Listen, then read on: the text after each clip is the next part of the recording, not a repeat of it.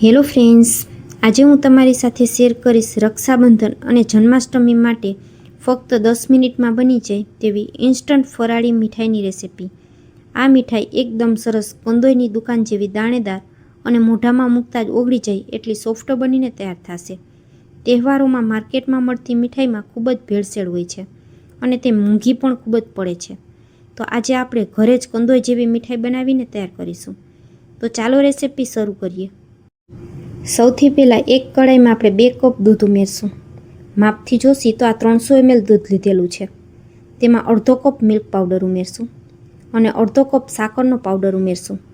તમે સાકરના પાવડરની જગ્યાએ ખાંડનો પણ ઉપયોગ કરી શકો.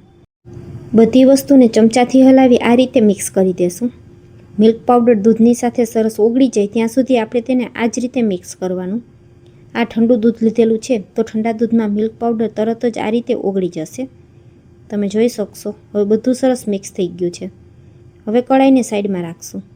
હવે અહીં મેં ઇન્સ્ટન્ટ મીઠાઈ બનાવવા માટે આ રીતે 250 ગ્રામ પનીર લીધું છે. પનીરને આપણે આ રીતે ખમણીની મદદથી ખમણી લેશું. થોડી મીડિયમ કાણાવાળી ખમણી હોય તેની મદદથી ખમણવાનું છે, જેથી આપણી આજની બરફી છે તે ખૂબ જ સરસ દાણેદાર બનીને તૈયાર થશે. તમારે જો આ રીતે માર્કેટના પનીરનો ઉપયોગ ન કરવો હોય તો તમે ઘરે બનાવેલું પનીર પણ યુઝ કરી શકો. હવે પનીરને પણ સાથે કડાઈમાં ઉમેરી દેશું અને તેને પણ ચમચાથી હલાવી આ રીતે મિક્સ કરી દેશું. હવે આપણે આ કડાઈને ગેસ ઉપર રાખી અને તેને ઉકળવા માટે રાખી દેવાનું છે. ગેસની ફ્લેમને આપણે હાઈ જ રાખવાની છે. આ મીઠાઈ આપણે હાઈ ફ્લેમ ઉપર જ બનાવીને તૈયાર કરશું.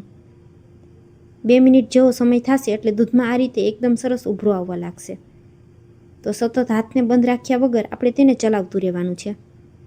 દૂધનો બધો ભાગ બળી જાય અને પનીર એકદમ સરસ સોફ્ટ થઈ જાય ત્યાં સુધી આપણે તેને થવા દેવાનું છે. 5 મિનિટ જેવો સમય થઈ ગયો છે.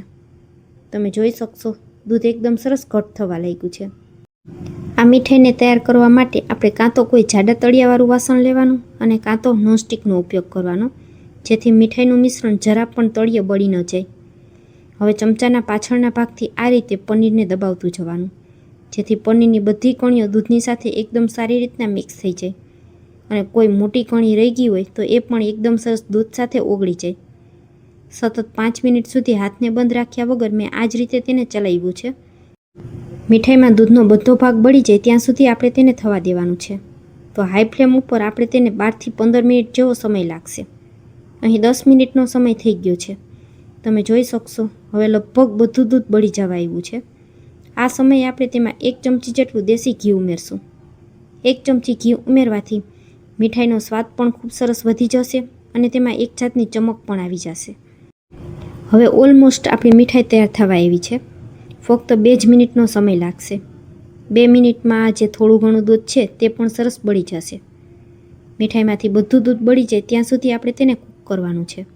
તો અહીં મને ટોટલ 12થી 15 મિનિટ જેવો સમય લાગેલો છે. હાઈ ફ્લેમ ઉપર 15 મિનિટમાં આ રીતે બધો દૂધનો ભાગ બળી જશે. અત્યારે તમને કડાઈમાં દેખાતું હશે કે આપણી મીઠાઈનું મિશ્રણ કેટલું સરસ દાણેદાર છે. હવે ફક્ત 1 જ મિનિટ માટે આપણે તેને કૂક કરશું. તો હવે ફરી પાછો 1 મિનિટનો સમય થઈ ગયો છે. તમે જોઈ શકશો માવાની જેમ આ રીતે બધું મિશ્રણ સરસ ડ્રાય થઈ ગયું છે. હવે આ સમયે આપણે તેમાં અડધી ચમચી જેટલો એલચી પાવડર ઉમેરી દેશું અને ગેસની ફ્લેમને હવે તરત જ બંધ કરી દેવાની છે. ચમચાથી હલાવી અને મિક્સ કરી દેશું. આ એક જ મીઠાઈમાં તમને કલાકંદનો પણ સ્વાદ આવશે, થાબડી પેંડાનો પણ સ્વાદ આવશે અને મિલ્ક બરફીનો પણ સ્વાદ આવશે. તો આ તહેવારોમાં એકવાર ચોક્કસથી આ રેસિપી ટ્રાય કરજો. હવે મીઠાઈને સેટ કરવા માટે મેં આ રીતે એક ડબ્બો લીધેલો છે અને તેમાં બટર પેપર લગાવી દીધું છે. તમે ઈચ્છો તો થાળીમાં પણ મીઠાઈને સેટ કરી શકો. મારે થોડી જાડી અને મોટી બરફી તૈયાર કરવી હતી તો મેં આ રીતે એક મીઠાઈનો ડબ્બો લઈ લીધો છે.